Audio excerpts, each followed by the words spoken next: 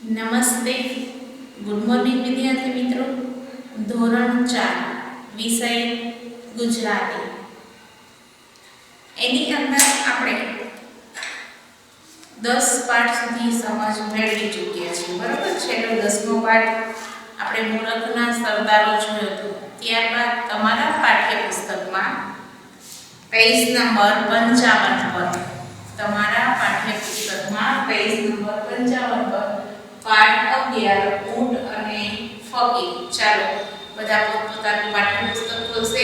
એમાં આપણે page number 55 પર પાઠ નંબર 11 ઊંટ અને ફકીર છે એ સમજીએ. તો બાળ મિત્રો, આના કોઈ લેખક નથી, બરોબર. આ એક પ્રસંગ કે લોકકથા એવો એક વાર્તા સ્વરૂપે અહીંયા રજૂ કરવામાં આવ્યું છે. તો ચાલો જોઈએ આપણે ઊંટ અને ફકીર. તો એ સેના વિશે આની અંદર ઊંટ અને ફકીર છે એની અવલોકન શક્તિ, કોઈ પણ વ્યક્તિ છે એનામાં કોઈને કોઈ ખાસ આવડત હોય છે, બરોબર. તો એ આવડત વિશેની વાત અહીંયા રજૂ કરવામાં આવી છે. તો જોઈએ આપણે તમે જોશો પાઠ્યપુસ્તકમાં અને સમજશો એટલે ખૂબ મજા આવશે. એક સરસ મજાનો આ પાઠ છે. તો પેજ નંબર 55 પર તમને ચિત્ર પણ જોવા મળે છે. ચિત્રમાં એક વ્યક્તિ છે અને એક ફકીર દેખાઈ રહ્યા છે. એક ફકીર વનવગડામાંથી પસાર થાય છે.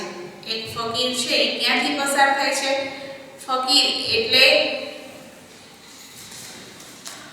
ત્યાગી. ફકીર એટલે ત્યાગી, વૈરાગી. ફકીર શેમાં કહે છે? તો કે મુસલમાન લોકોમાં આપણામાં શું કહે? સાધુ કહે, સંત કહે, સાધુ કહે. એવી જ રીતના મુસલમાન લોકોમાં ફકીર છે ત્યાગી, વૈરાગી કહે છે. વન વગડામાંથી એટલે કે જંગલમાંથી. વન વગડો એટલે કે જંગલ. તો કે એક ફકીર છે જંગલમાંથી પસાર થતા હતા. એવામાં એક વેપારી એ જંગલમાંથી પસાર થતા હતા ત્યારે એને એક વેપારી તેને સામો મળે છે. ફકીરને પૂછે છે કે તેણે પૂછ્યું, ફકીર બાબા, તમે આટલામાં ક્યાંય ઊંટ જતું જોયું? હવે ફકીર છે જંગલમાંથી, વનવગડામાંથી પસાર થતા હતા ત્યારે એને એક વેપારી સામો મળે છે. હવે એ વેપારી છે ફકીર બાબાને પૂછે છે કે ફકીર બાબા, આટલામાં તમે ક્યાંય ઊંટને જતું જોયું છે? પ્રશ્ન પૂછે છે. ફકીરે કહ્યું, તેની જમણી આંખ ફૂટેલી છે. હવે ફકીર કહે છે કે એની જમણી આંખ છે એ ફૂટેલી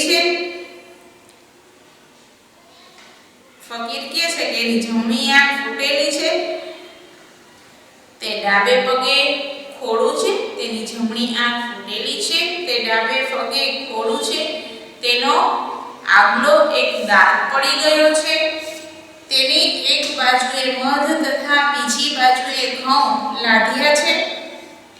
હવે ફકીરે ઊંટ વિશેનું આ બધું વર્ણન કર્યું. ફકીર ઊંટને જોયું તો નહોતું જ, પરંતુ એ પોતાની અવલોકન શક્તિને આધારે કહેતો હતો કે ફકીર પેલા વેપારીને કહે છે કે તેની જમણી આંખ ફૂટેલી છે.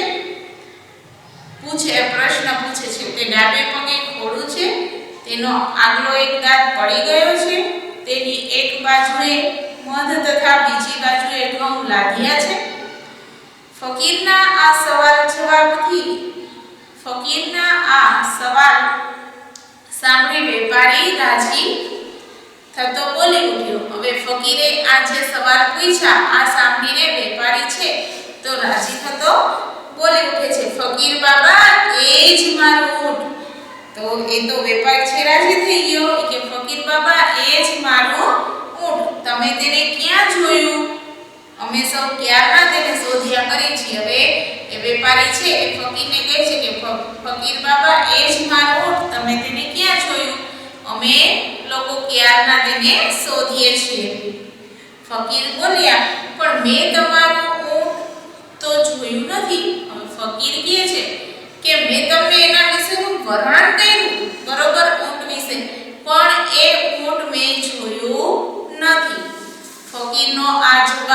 સાંભળી ને પેલા વેપારીને થયું કે નક્કી આ ફકીરે મારા ઊંટને જોયું તો છે, પણ તેના ઉપરના માલની લાલચે તે મને બતાવવા માંગતો નથી. હવે ફકીરે કીધું કે મેં તે ઊંટ જોયું નથી. ફકીરનો આ જવાબ સાંભળીને વેપારી છે એ ગુસ્સે થાય છે. એને એમ થાય છે કે નક્કી આ ફકીરે મારા ઊંટને જોયું તો છે, પરંતુ મારા ઊંટ ઉપર જે સામાન લાધેલો એટલે કે લાદ્યો છે, એટલે કે ખડક્યો છે, સામાન મૂક્યો છે, એટલે કે મારા ઊંટ પર જે સામાન રાખ્યો છે મધ અને એક તરફ શું હતું ઘઉં, એ સામાનની લાલચે તે મને બતાવવા માંગતો નથી. હવે એ વેપારી થોડા તેણે જરા કડકાઈથી ફકીરને કહ્યું. વેપારી છે થોડી કડકાઈ ગુસ્સાથી ફકીરને કહે છે, ડાહ્યા થઈ મારું ઊંટ આપી દો, તેના ઉપર કિંમતી ઝવેરાત પણ હતું. હવે ફકીરને કહે છે કે ડાહ્યા થઈ તમે કોઈ પણ કારણ વગર મારો એ ઊંટ આપી દો, એ ઊંટ ઉપર મારા કિંમતી ઝવેરાત હીરા માણેક, ઝવેરાત એટલે કે હીરા માણેક મોતી એ બધું હતું. કડકાઈ એટલે કે સખ્તાઈથી એ કડક થઈને કહે છે કે તમે મારું એ ઊંટ આપી દો, એની ઉપર મારા કિંમતી હીરા મોતી અને ઝવેરાત પણ હતા. જો નહીં આપો તો પકડીને રાજા પાસે લઈ જવા પડશે, કે જો તમે મને મારું ઊંટ નહીં આપો તો હું તમને પકડીને રાજા પાસે લઈ જઈશ. હવે બાળ મિત્રો તમારા પાઠ્યપુસ્તકમાં પેજ નંબર 56 પર જુઓ. ફકીર બોલ્યો, અરે શેઠજી, હું તમને ખરું કહું છું કે મેં તમારું ઊંટ જોયું નથી, પછી તેના ઉપર ઝવેરાતની તો વાત જ છે. હવે ફકીર કહે છે શેઠને કે અરે શેઠજી, હું તમને સાચું કહું છું, મેં તમારું ઊંટ જોયું નથી, તો પછી એની ઉપર રહેલા ઝવેરાતની તો વાત જ શું કરવી. પેલો વેપારી હવે ગુસ્સે થઈ ગયો. હવે ફકીર આવો જવાબ આપે છે એટલે વેપારી છે એકદમ ગુસ્સે થાય છે. તેણે પોતાના માણસોને કહ્યું, આ ફકીરને પકડીને રાજા પાસે લઈ ચલો.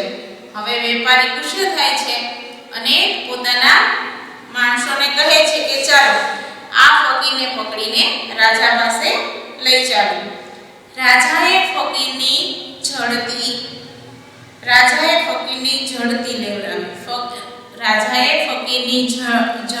લેવડાવી. એ રૂઢિપ્રયોગ છે. ઝડતી લેવડાવી એટલે જાંચ કે તપાસ કરાવી. ઝડતી લેવડાવી એટલે જાંચ કે તપાસ કરાવી.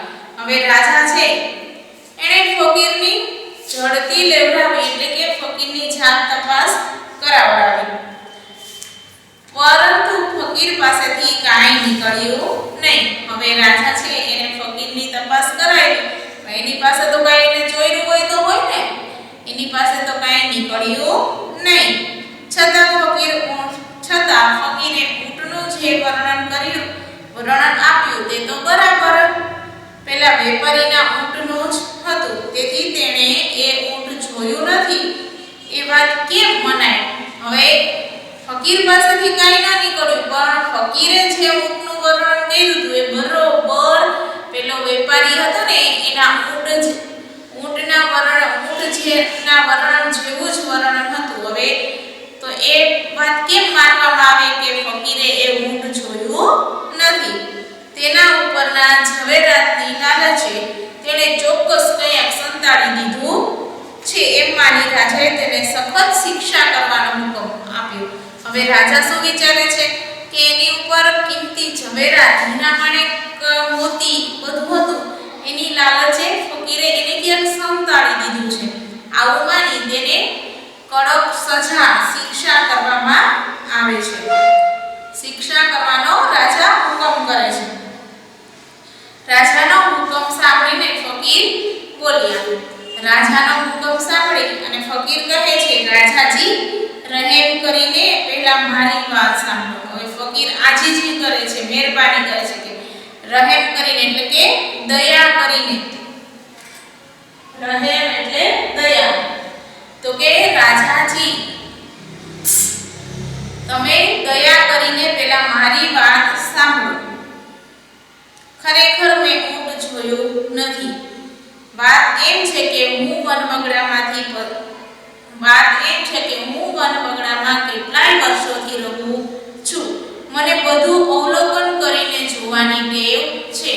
હવે ફકીર છે રાજાને કહે છે કે મેં એ ઊંટ જોયું નથી. બરોબર, તમે પહેલા મહેરબાની કરીને મારી વાત સાંભળી લ્યો. ખરેખર મેં એ ઊંટ જોયું નથી. વાત એમ છે કે હું વનવગડામાં કેટલાય વર્ષોથી રહું છું, કે આ જંગલ છે એની અંદર કેટલા વર્ષોથી રહું છું. મને બધું અવલોકન કરીને જોવાની ટેવ છે. અવલોકન કરીને જોવાની ટેવ. અવલોકન એટલે કે ઝીણવટથી જોવું. અવલોકન એટલે ઝીણવટથી જોવું. એટલે કે મને બધી જ વસ્તુ છે ઝીણવટથી જોવાની ટેવ છે. આજે સવારે હું જ્યારે વનવગડામાંથી પસાર થતો હતો,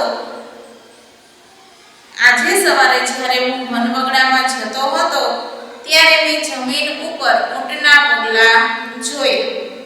કે આજે સવારે હું વનવગડામાં જતો હતો ત્યારે જમીન ઉપર મેં ઊંટના પગલા જોયા, પરંતુ તેની સાથે માણસના પગલા નહોતા.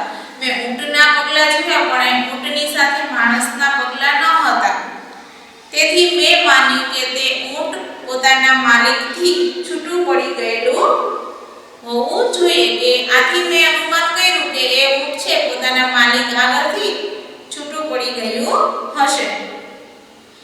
પગલાના માર્ગની એક જ દિશામાં એક જ બાજુ ઝાડના પાંદડા કરડાયેલા હતા. તો કે પગલાના માર્ગની એક જ દિશા એટલે કે એક જ બાજુ ઝાડના પાંદ છે કરડેલા હતા. કરડેલા એટલે દાંતથી કાપેલા. કરડેલા એટલે દાંતથી કાપેલા. કે ઝાડ જે દિશામાં જે બાજુ ઊંટના પગલા હતા એની એક જ દિશામાં ઝાડના પાંદડા છે એ દાંતથી કાપેલા હતા. એટલે બંને સાઈડ વૃક્ષ રસ્તાની બંને બાજુના ઝાડના પાંદડા કાપેલા નહોતા, એક જ બાજુના હતા. એટલે મેં માન્યું કે ઊંટ છે એ કાકે કાણું હોવું જોઈએ. એટલે મેં માન્યું કે ઊંટ છે એ કાકે કાણું હોવું જોઈએ. એટલે ફકીર કે મેં વિચાર્યું એ જોઈને કે ઊંટ છે એક આંખે કાણું એટલે કે એને એક આંખે દેખાતું નહીં હોય. તેના પગલાની એક બાજુ, તેના જે બે પગલા છે એની એક બાજુનું પગલું જરા ઓછું દેખાતું. એના પગલામાંનું એક પગલું થોડુંક ઓછું દેખાતું હતું. તે ઉપરથી મેં ધાર્યું કે તે પગે ખોડું હશે. કે ઊંટના જે પગલા હતા એમાંથી એક પગલું થોડુંક બધા જ પગલામાં થોડુંક ઓછું દેખાતું હતું. આખું પૂરેપૂરું દેખાતું ન હતું.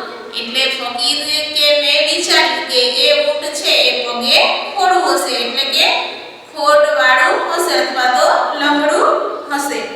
તેણે જે પાંદડા કરડ્યા હતા, હવે ફકીર કહે છે કે તેણે જે પાંદડા કરડ્યા હતા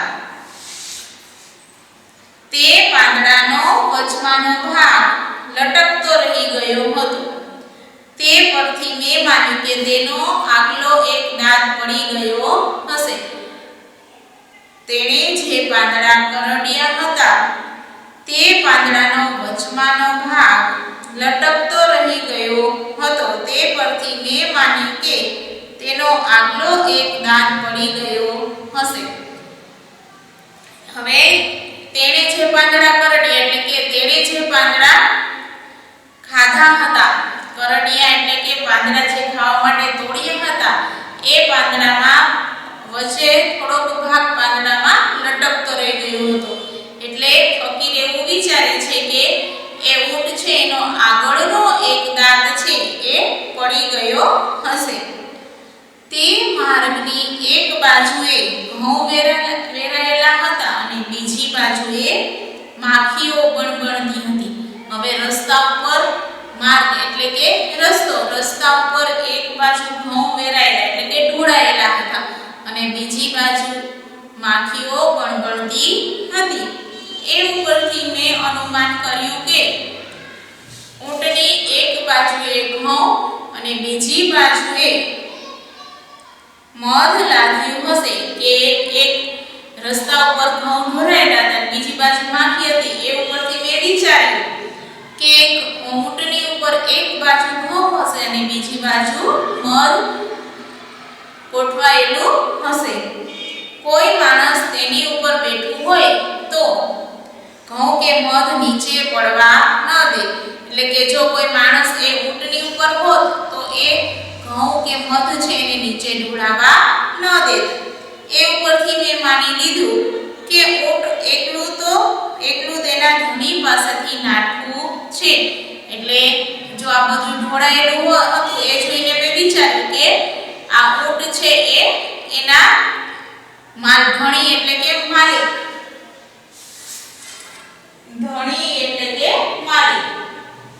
નાઠું છે એટલે કે નાસી ગયું. એટલે કે આ એ બધું જોયું મેં કે કોઈ જો ઊંટની ઉપર બેઠું હોય તો કઈ કોઈ વસ્તુ ઢોળાવા ન દે.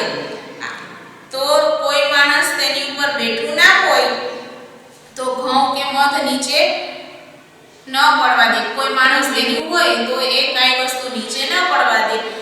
એ ઉપરથી મેં માની લીધું કે તેના માલિક એકલું તેના ધણી પાસેથી નાઠવું છે. એટલે કે એ પોતાના માલિકથી છૂટું પડી ગયો છે. થોડે દૂર જતા આ વેપારી મને સામો મળ્યો. હવે થોડેક દૂર ફકીર કહે છે કે હું ગયો વનવગડામાં, ત્યાં વેપારી મને સામો મળે છે.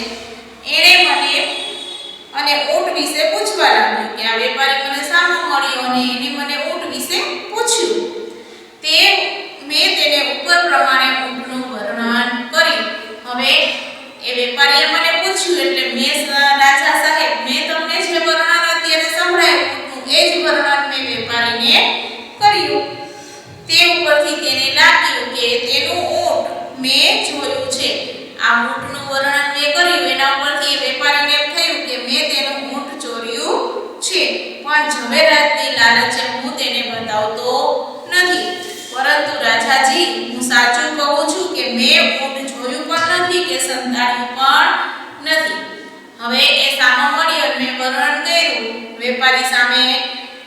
ફકીરે બધું ઊંટનું જે વર્ણન કર્યું એ સાંભળીને વેપારીને લાગે છે કે ફકીર છે એ હીરા જવેરાતની લાલચે સાચું કહેતા નથી.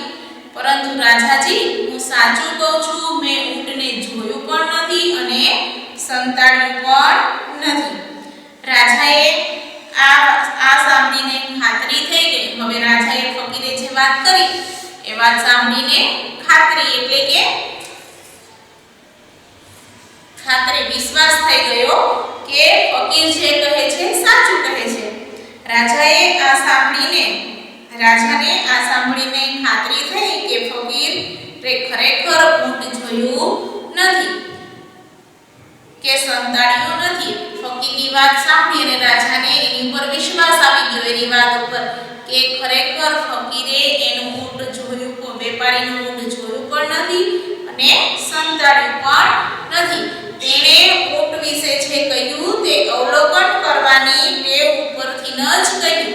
હવે રાજા કહે છે કે ફકીરે જે વાત તમને કરી વેપારીને કહે એની અવલોકન કરવાની ટેવ ઉપરથી જ તમને કહ્યું. હવે રાજા કહે છે કે એ ફકીર છે પોતાની અવલોકન કરવાની ટેવ છે અવલોકન શક્તિ છે એના આધારે તમને વાત કરી. રાજાએ ફકીરને ઇનામ આપીને છોડી દીધું. હવે શું બને છે એવું કે વેપારી છે તો રાજા પાસે ફકીરને સજા દેવડાવવા લાગ્યો હતો. પણ વેપારી ફકીરની જે અવલોકન કરવાની ટેવ હતી એ રાજાને ખૂબ ગમી. એટલે રાજા છે એ ખુશ થાય છે અને ફકીરને ઇનામ આપીને છોડી દે છે. એને સજા કરવાને બદલે શું કરે છે બાળ મિત્રો તો કે ઇનામ આપે છે. આપી છોડી મૂકે મૂકવાનો હુકમ કર્યો અને તેની અવલોકન શક્તિના ખૂબ વખાણ કર્યા. રાજાના દરબારની અંદર રાજાએ જાહેરાત કરી કે એમને આ ફકીરને ઇનામ આપીને છોડી મૂકો અને એની જે અવલોકન કરવાની શક્તિ છે એના ખૂબ વખાણ કર્યા. અવલોકન કરવાની શક્તિ એટલે એમાંય પાછી બાળ મિત્રો યાદ શક્તિ પણ વધારવી પડે. તમે જે જોવો એને બરોબર સારી રીતે યાદ રાખવું પડે. તો બાળ મિત્રો તમે પણ જે શીખો છો સમજો છો એ વધારે ને વધારે યાદ રાખો રહે એવી પ્રેક્ટિસ કરો કે જે તમે એકવાર વાંચો તમારે બીજી વાર વાંચવું ન પડે. એકાગ્ર ચિત્તે આ ફકીર કેવું અવલોકન કરતા કે એકવાર જોવે તો એ પાછા ભૂલતા નહીં, પોતે નિરાંતે નિરીક્ષણ કરીને જોતા. એ ફકીરના કારણે જ વેપારી છે એને પોતાના ઊંટની વિશેની માહિતી મળી અને રાજા પણ એ ફકીરની વાત માની અને એની અવલોકન શક્તિના ખૂબ વખાણ કરે છે. તો બાળ મિત્રો આ પાઠમાંથી આપણે શું શીખવાનું છે તો કે આપણી અવલોકન શક્તિ છે એને વધારવાની. કે તમે જે તૈયારી કરો છો આપણે વાંચીએ છીએ બરોબર પણ એકાગ્ર ચિત્તે નથી વાંચતા. ખાલી વાંચવાથી આપણને યાદ રહેતું નથી. આપણે વાંચન કરીએ ત્યારે આપણું મગજ છે એ પણ શાંત હોવું જોઈએ. આપણું મગજ શાંત હશે તો જ આપણે એકાગ્ર ચિત્તે એનું વાંચન કરી શકીએ. અને જો તમે શાંતિથી વાંચશો એકાગ્ર ચિત્ત કરીને તો એ તમને જલ્દીથી યાદ રહેશે. જે તમારે કલાકનો સમય તૈયારી માટે જોઈએ ને અડધી કલાકમાં તૈયારી થઈ જાય. પણ ક્યારે કે જ્યારે તમારું મન છે એ બીજે ભટકતું ન હોય એટલે કે જતું રહેતું ન હોય. ભટકવાનો મતલબ એ નથી કે તમારું મન છે ને તમે વાંચવા બેઠા હોય ને તો તમને પાછા એવા વિચાર આવે કે ચાલો ફટાફટ છે ને આ કલાકમાં આ પાઠ પૂરો કરી લઉં અને કલાક પછી હું આની સાથે રમવા જઈશ અથવા તો બહાર બેસીશ અથવા તો કોઈ પણ કંઈક બીજી પ્રવૃત્તિ કરવાનો મનમાં વિચાર આવે તો ત્યાં તમારું મન છે એક ચિત્તે અભ્યાસમાં લાગતું નથી. તો જ્યારે પણ બાળ મિત્રો તો એકાગ્રતા એટલે કે તમે જે પણ કંઈ તૈયારી કરો છો વાંચો છો એ એકદમ મન ઉપર બીજા વિચાર જ નહીં આવવા દેવાના. જે તમે પાઠની શરૂઆત કરી એ જ પાઠમાં ધ્યાન દઈને વાંચન કરવું, એકાગ્ર ચિત્તે કરો. તો બાળ મિત્રો આ ટોપિકમાંથી આપણે આપણી અવલોકન શક્તિ છે એને વધારવાની શીખ મળે છે. તો આપણે એ શીખ લેવી જોઈએ અને દરેકે પોતાના જીવનમાં ઉતારવી જોઈએ. બરોબર ને? કરશો ને બધું નિરીક્ષણ. તમે ઘણીવાર આપણે શાળામાં હોય ત્યારે આસપાસની અંદર ઘણીવાર આપણે પ્રયોગ આવતા હોય કરીએ છીએ ને પછી પ્રયોગના આધારે અવલોકન કે તમે આ પ્રયોગ કર્યો તો એના આધારે તમને શું શીખવા મળ્યું અથવા તો શું જાણવા મળ્યું. તો એવી જ રીતે આપણે આપણા જીવનને પણ સરસ અને સુંદર બનાવવા માટે દરેક પરિસ્થિતિથી માહિતગાર રહેવું જોઈએ. આસપાસ શું થઈ રહ્યું છે એ પણ જાણવું જોઈએ. તો ચાલો બાળ મિત્રો અહીંયા આ પાઠ પૂર્ણ થાય છે. બરોબર? મજા આવી ને તમને? હવે આપણે શબ્દ સમજૂતી અને રૂઢિપ્રયોગ જોઈ લઈએ.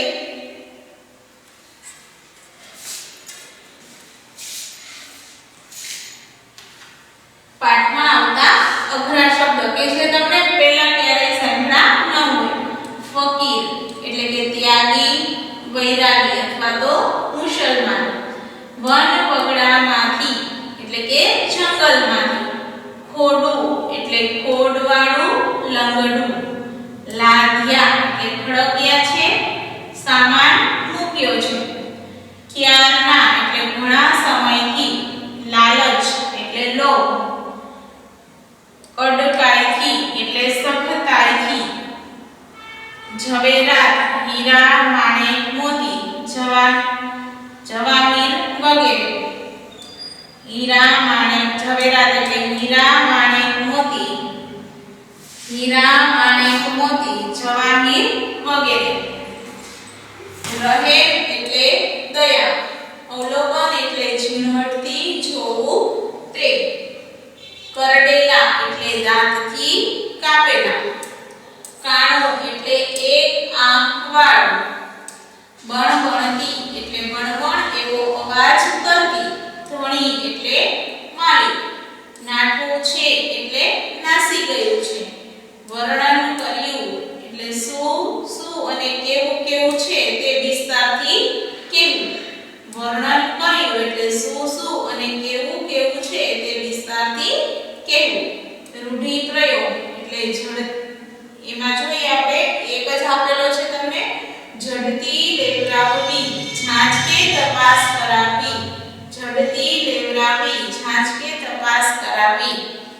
બાળ મિત્રો, અહીંયા આપણો આ ટોપિક છે ઊંટ અને ફકીર પાઠ 11 છે એ પાઠ્ય પુસ્તકમાં પૂર્ણ થાય છે. હવે આગળ છે એનો સ્વાધ્યાય છે એ જોઈશું. બાય વિદ્યાર્થી મિત્રો.